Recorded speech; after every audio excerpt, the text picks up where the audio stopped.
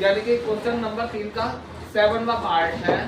ठीक है, इसमें दे रखा है ए की वैल्यू 8, SN 210, AN 62, N और D फाइंड करना है। मैंने पहले भी बता रखा है कि AN का फॉर्मूला और SN का फॉर्मूला दोनों लगेंगे। ठीक है, अब देखो कैसे लगेंगे कि पहले हम AN वाला लगा लेते हैं कि AN बराबर A प्लस N माइनस का 1 इंटू में D। AN की वैल्यू 62 दे रखी है। ठीक है, बराबर A की वैल्यू 8 प्लस N हमें नहीं पता, हमें निकालना पड़ेगा, D भी नहीं पता, D में रहने दो। ठीक है, ये 62 को यहाँ पे 62 के इधर 8 को माइनस में ले आओ, तो ये पूरी वैल्यू कितने की हो गई, N माइनस 1 इंटू डी की हो गई। 10 तो 12 में से 8 के 4, यानी कि ये 52, 54 हो गया। ये 54 बच गया N माइनस 1 इंटू डी की वैल्यू। ठीक है, अब SN वाला फॉर्मूला, SN बराबर N by 2, 2A plus N minus का 1 इंटू का डी।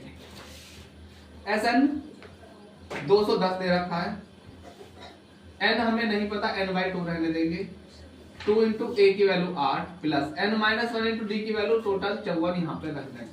देखो अभी तक हमने किसी भी क्वेश्चन में ऐसा नहीं किया है। ठीक है, N माइनस 1 इंटू डी की वैल्यू टोटली हमने यहाँ पे रख दी।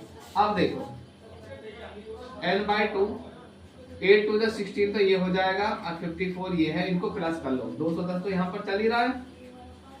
अब 210 में ये 2 गुणा में आ जाएगा, N बचा, कितना हो जाएगा ये 70 हो गया। 70 को बटे में ले आओ, 210 गुणा 2, इधर तो N बचेगा और 70 आ गया बटे में, 0 और 7 की 21, यानी कि 3 दूनी 6, N का मान कितना आ गया 6, आसानी से निकल गया।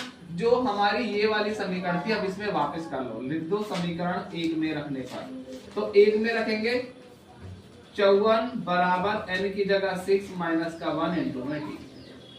ठीक है, 54 ये है, ये कितना बच गया 5 इंटू में D, 5 को बटे में दिया, 54 बटे में 5, तो D की वैल्यू कितनी आ जाएगी 54 बटे में 5 और N की वैल्यू आ गई।